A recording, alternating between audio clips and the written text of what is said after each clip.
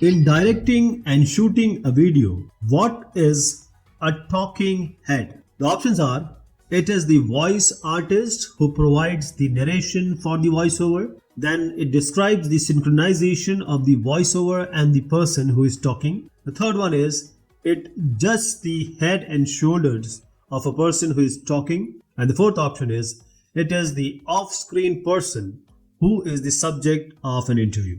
What do you think is the correct answer? Talking head. Yes, of course, it's option C, which is the just the head and shoulder. So a talking head refers to the visual representation of a person who is speaking in a video. It typically includes only the head and the shoulders of the person, focusing on their facial expressions and body language while they are talking. This term is commonly used in video production to describe shots that feature a person speaking directly to the camera. The Britannica Dictionary definition of talking head is something like this: a person who gives information or opinions on a television show and whose head and shoulders